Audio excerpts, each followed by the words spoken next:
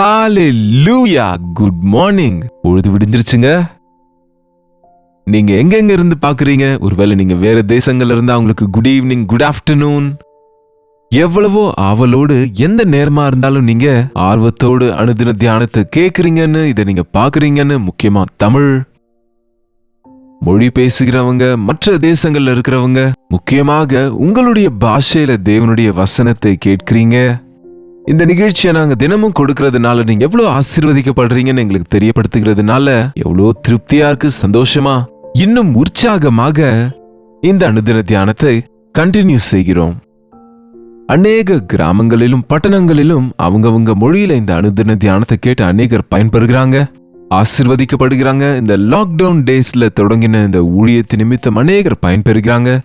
மற்றும் நீங்க இந்த அனுதின தியான நிகழ்ச்சியை தவறாம ஒவ்வொரு நாளும் கேட்குறீங்களா? அப்படி இருந்தா அந்த வித்தியாசத்தை, அந்த நன்மைகளை உங்க வாழ்க்கையில அனுபவிப்பீங்க. அப்படி இருந்தா தயவு செய்து 8939801234 என்கிற நம்பருக்கு ஒரு டெக்ஸ்ட் அல்லது வாய்ஸ் மெசேஜை வாட்ஸ்அப் பண்ணுங்க. உங்க பட்சத்துல ஜெபிக்க, ஆண்டவரை துதித்து இன்னும் உற்சாகத்தோடு இந்த ஊழியத்தை தொடர எங்களுக்கு உதவியாக இருக்கும்.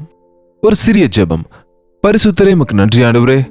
உம்முடைய வார்த்தைகள் எங்களை உற்சாகப்படுத்துகிறது என்று, உம்முடைய வார்த்தைகள் சீர்படுத்துகிறது என்று, உம்முடைய வார்த்தைகள் எங்களுக்கு வழியை காண்பிக்கிறது என்று ஆவலோடு கேட்கின்றோம். பேசும்படிக்கு கிறிஸ்துவின் நாமத்தில் ஜெபிக்கிறோம் நல்ல பிதாவே, ஆமென். ஹalleluya. பைபிள் இருக்காங்க? பைபிள் வாசிக்கிறீங்களா? பைபிள் வாசிக்கிறவங்களுக்கு புரியுற விஷயம் என்னன்னா, இயேசு கிறிஸ்து நம்மை சில பழக்கங்களாக, சில ஒழுங்குகளை, சில இந்த முறைமைகளையும் வழக்கங்களையும் பின்பற்றுங்கள், அல்லது உங்க வேஷ பாஷையில பக்தியை காண்பீங்கன்னு சொல்லல. ஆனா என்னிடத்துல வாங்க, உங்களுக்கு எதையோ சொல்லுவேன், கற்றுக்கொண்டு போங்கன்னு கூட சொல்லல. ஆனா என்னை பின்பற்றி வாங்க, என்னை பின்பற்றுங்க, என்னுடைய அடிச்சுவடுகள்ல நடங்க என்பதை ஆண்டவர் விரும்புகிறார். ஏன்னா நம்ம வழி தவறிட்டோம். நமக்கு எந்த வழி எங்க கொண்டு செல்லுமோ தெரியாது. நல்லா இருக்கு, நல்ல விசாலமா இருக்குன்ற வழி அழிவுக்கு கொண்டு போகுதுன்ற விஷயம் தெரியல அநேகருக்கு. ஏன்னா அநேகர் போகிறாங்கல்ல. நிறைய பேர் தவறு செஞ்சா அது கரெக்ட் ஆயிடும் நினைக்கிறது எவ்வளவு புத்தீனம். எது ரைட்டோ அது ரைட்டு, எது ராங்கோ அது ராங். அது ஒருத்தர் செஞ்சாலும் 10 பேரோ கோடி பேர் செஞ்சாலும் தவறு தான். பட் நமக்கு இந்த வித்தியாசம் தெரியாததுனால நம்ம வாழ்க்கையில அநேக முறை ஏமாற்றம் அடைகிறோம், வழி தவறி போகிறோம், எங்கேயோ திரிந்து கொண்டிருக்கிறோம். ஆண்டவர் சொல்றாரு, நானே வழியும் சத்தியமும் ஜீவனுமா இருக்கிறேன், என் வழியா என்று யாரும் பிதாவினிடத்தில் வரான். நீங்க பரலோகம் சேரணும்னா, நித்தியமான தேவனுடைய ராஜ்யத்தில் இருக்கணும்னா அவருடைய அடிச்சுவடுகளை பின்பற்ற வேண்டும். ஏசாண்டவரை பின்பற்றுவது சுலபமா கஷ்டமா? சிலர் கஷ்டம் என்பாங்க, சிலரோ சுலபமே என்பாங்க. 99% கஷ்டம்னு தான் சொல்லுவாங்க. ஏன் அப்படி? ஏனென்றால் ஆண்டவர் சொன்னார்ல, லூக்கா சுவிசேஷம் 9ஆம் அதிகாரம் 23ஆம் வசனத்தை வாசிக்கிறேன். பின்பு அவர் எல்லாரையும் நோக்கி, ஒருவன் என் பின்னே வர விரும்பினால் அவன் தன்னைத்தான் வெறுத்து தன் சிலுவையை அனுதினமும் எடுத்துக்கொண்டு என்னை பின்பற்ற கடவன். ஆண்டவரை பின்பற்றணும்னு நினைச்சா என் பின்னே வாங்கன்னு சொல்லும்போது, அவர் பின்னே வர விரும்புகிறவங்க யாராவது பின்பற்றணும்னு நினைச்சா அவங்க முதலா தங்களை தாங்கள் வெறுக்க வேண்டும். தங்களை வெறுப்பது என்று சொன்னா டினை என்று இங்கிலீஷ்ல இருக்கு. மற்ற மொழிகளை விட தமிழ்ல ரொம்ப இந்த வார்த்தை அழகா இருக்கு. தங்களை வெறுக்க வேண்டும். அப்படின்னா நான் ரொம்ப பெரியவன், நல்லவன், பணக்காரன் என்று மனுஷங்க சாதாரணமா அவங்க பலவீனங்களை சொல்ல மாட்டோமே தவிர பெருமைகளை பேசுவோம். ஆண்டவர்கிட்ட வரும்போது உங்ககிட்ட நான் என்பது சிலுவையில் அறையணும். உங்களுக்குள்ள இருக்கிறத காலி பண்ணாதான் தேவன் தம்முடைய கிருபைனால நிரப்புவார். அசுத்தமானதை வெளியே ஊற்றும் போதுதான் பரிசுத்தமானது உங்களுக்குள்ள ஊற்றப்படும். ஒரு பாத்திரத்தில் கெட்டு போனது இருக்குன்னா அதுல நல்ல பாலை ஊத்துனா என்ன ஆகும்? அதை வெளியே ஊத்திட்டு நல்லா சுத்தமா கழுவணும்ல, இல்லாவிட்டால் பிரயோஜனம் இல்லைங்க. அது போல ஆண்டவரை பின்பற்ற விரும்புகிறவன் முதல்ல தன்னைத்தான் வெறுக்க வேண்டும். அப்படின்னா தன்னைத்தான் கட்டுப்படுத்த வேண்டும். தனக்குள் இருப்பவைகளை, தனக்கு இஷ்டமானது இல்லாதது என்ற காரியங்களை அவன் விட்டுவிட வேண்டும். கிறிஸ்துவுக்கு முதல் இடத்தை கொடுக்க வேண்டும். இன்றைக்கு அநேகருக்கு ஆண்டவரை பின்பற்ற இஷ்டம்தான். ஆனா அவங்க அவங்க சுயத்தையுமே மூட்டை கட்டி கொண்டு எடுத்துட்டு போவாங்க. இதுவும் வேணும் அதுவும் வேணும் நினைக்கிறது போல இன்றைக்கு ஆண்டவரும் வேணும் உலகமும் வேணும் நினைக்கிறவங்க தன் வாழ்க்கையின் கடைசியில எதுவுமே பெற முடியாம போவாங்க. ஆண்டவரை நீங்க தெரிந்து கொள்ள வேண்டியது வரும்போது உலகத்துக்கு குட் பை சொல்லணுங்க. உலகத்தாரை நீங்க கூட வச்சுட்டு வர முடியாது. பாவத்தை மூட்டை கட்டி கொண்டு நீங்க ஆண்டவரை பின்பற்ற முடியாது. ஒருவன் என்னை பின்பற்றி வர விரும்பினால் தன்னை தான் வெறுத்து தன்னுடைய வாழ்க்கையில இருக்கிற தவறுகளை ஒத்துக்கொண்டு, நம்ம எல்லாருக்கும் தெரியுங்க, நீங்க வசனம் கேட்கறீங்கல்ல, நீங்க இத்தனை வருஷமா வசனம் கேட்கறீங்க. வசனத்தை கேட்கும்போது ரட்சிக்கப்படுவது எப்படின்னு உங்களுக்கு புரிஞ்சுதா இல்லையா? பாவ மன்னிப்பு பெறுவது எப்படின்னு உங்களுக்கு தெரிஞ்சுதா இல்லையா? இத்தனை தேவ செய்தியை நீங்க கேட்கும்போது நம்முடைய பாவங்களை நாம் அறிக்கை செய்தால் அவர் உண்மையும் நீதி உள்ளவருமா இருக்கிறதுனால நம்முடைய சகல அநியாயத்தையும் நீக்கி நம்மை சுத்திகரிப்பார் என்கிற வார்த்தையை நானே எத்தனையோ முறை சொல்லியிருக்கேன். நீங்க கேட்டிருக்கீங்களா? கேட்டேன் என்கிறீங்க. கேட்டது நல்லா இருக்கு. ஆனா உங்க பாவங்களை அறிக்கை செய்தீங்களா? விட்டுட்டீங்களா? சிலர் அறிக்கை செய்வாங்க, திரும்ப திரும்ப திரும்ப ஒத்துக்கொள்ளுவாங்க, திரும்ப செய்வாங்க, அறிக்கையிடுவாங்க. அப்படி இல்லைங்க. தன் பாவத்தை மறைக்கிறவன் வாழ்வடைய மாட்டான். அதை அறிக்கை செய்து விட்டு விடுகிறவன் இரக்கம் பெறுவான். வசனம் கேட்டேன் என்பதனால பிரயோஜனம் என்னங்க? கேட்டதன்படியாக நடந்து கொள்கிறோமா?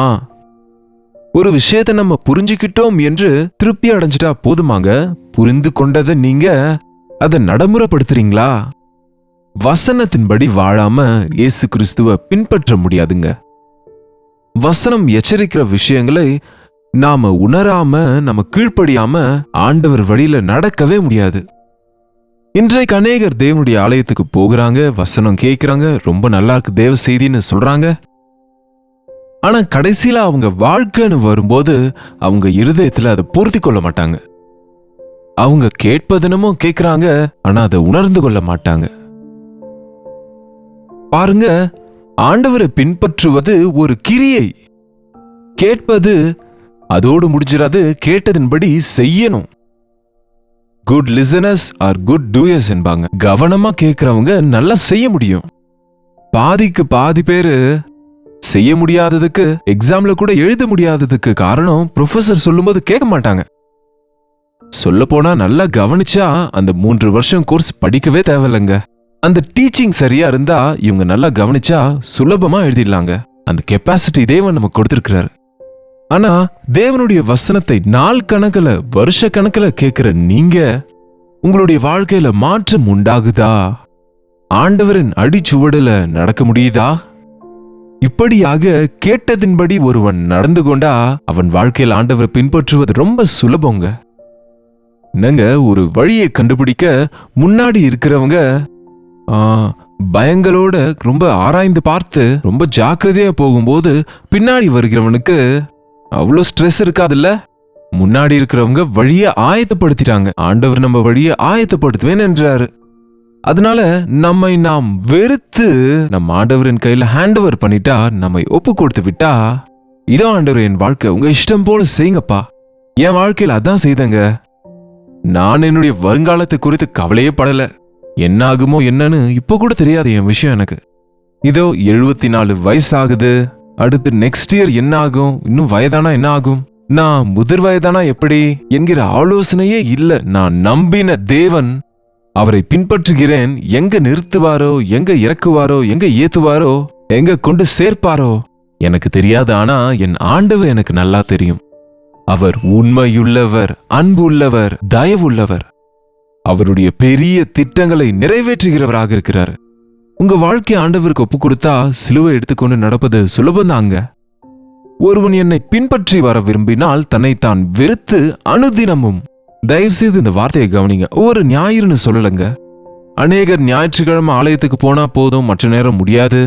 அடிக்கடி ஆண்டவர் ஆண்டவர்னா எப்படின்னுவாங்க. அப்படி இல்லைங்க.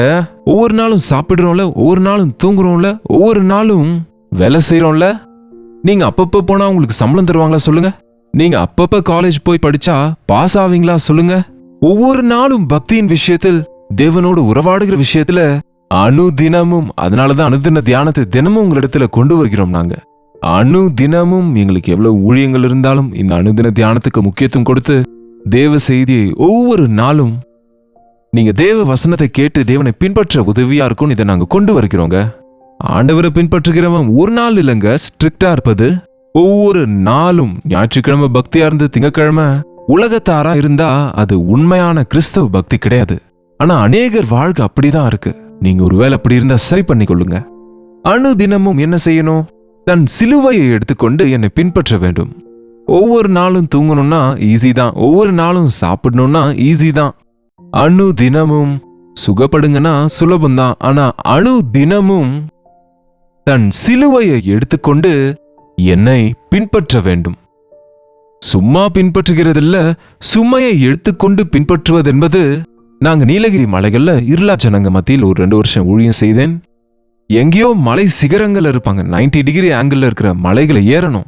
சறுக்கி கொண்டே இருக்கோம். நாங்க அவங்க கிட்ட போகும்போது அவங்களுக்கு கொடுக்க சில பொருட்களையும் துணிமணி மூட்டைகளையும் ஒரு பெட்ரோமாக்ஸ் லைட்டும் அப்படி சில பொருள்களை கூட தோல்ல போட்டுக்கொண்டு முதுகுல போட்டுக்கொண்டு சுமந்து கொண்டு மலை ஏறணும் போது ரொம்ப கஷ்டமா இருக்கும். சில முறை ஏறதே கஷ்டமா இருந்தா இந்த மூட்டை வேற என்ன என்பது போல இருக்கும். ஆனா அந்த மேல ஏறின பின்பு எவ்வளவு நிம்மதியான அழகான காற்றடிக்குமோ அதையெல்லாம் பார்க்கும்போது, தேவையில் இருக்கிறவங்களை பார்க்கும்போது இந்த கஷ்டமெல்லாம் மறந்து போயிடும். எத்தனையோ பேரை ஆண்டவரிடம் நடத்த தேவன் கிருபை செய்தாருங்க. சிலுவை என்றவுடன் ஆண்டவர் மரத்தால செய்த சிலுவை எங்க சொல்லலங்க. சிலுவைனாலே சிலர் மர சிலுவையை குட் ஃப்ரைடே அன்னைக்கு முதுகுல வைத்துக் கொண்டு சுமந்து கொண்டு இருப்பாங்க. அது இல்ல ஆண்டவர் கேட்டது.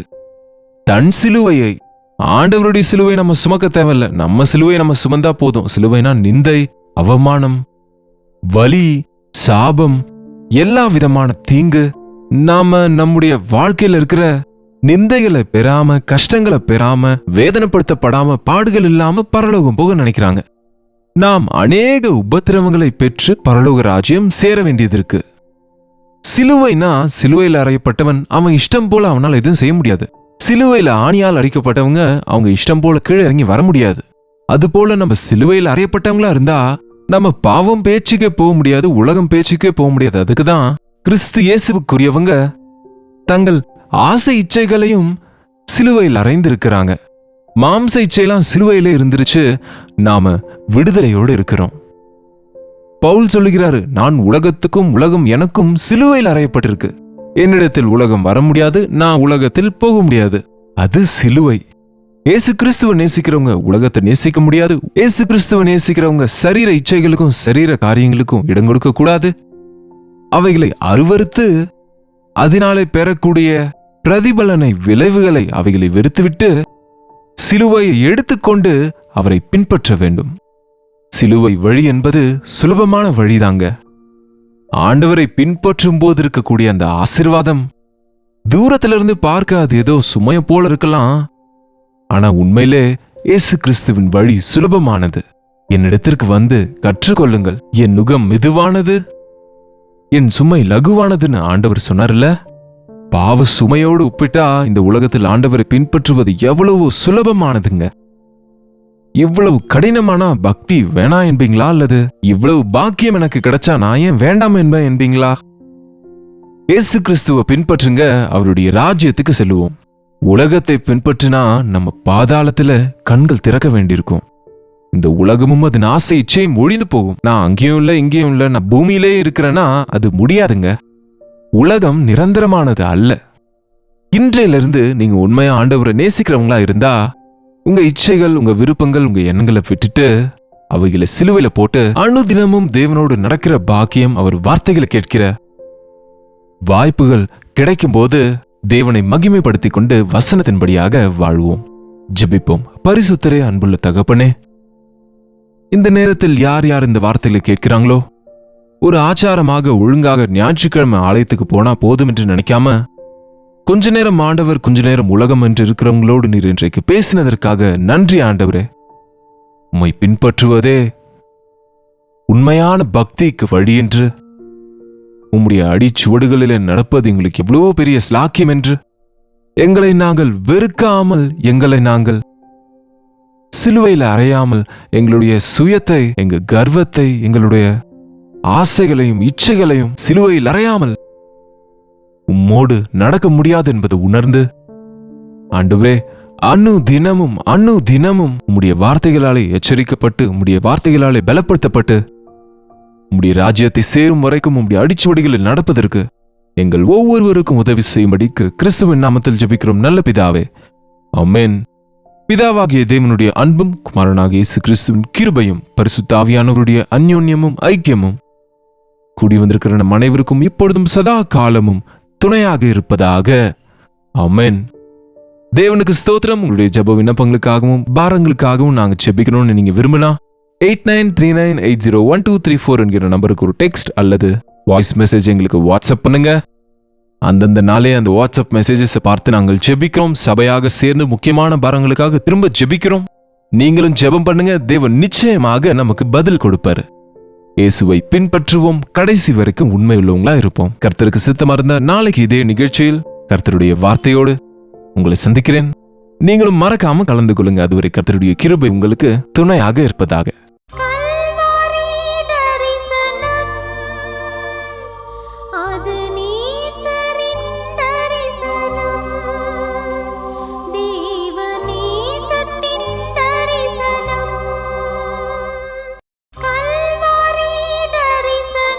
ஒவ்வொரு நாளும் வசனம் தியானிப்பேன், ஒவ்வொரு காலையிலும் உம்மை சந்திப்பேன். ஒவ்வொரு நாளும் வசனம் தியானிப்பேன், ஒவ்வொரு காலையிலும் உம்மை சந்திப்பேன். என்னோடு பேசும் தெய்வம் நீ, இன்றும் என்னோடு பேசிடும். வார்த்தை ஜீவன் உள்ளது, இன்றே என் வாழ்வை மாற்றிடும். அனுதின தியானம்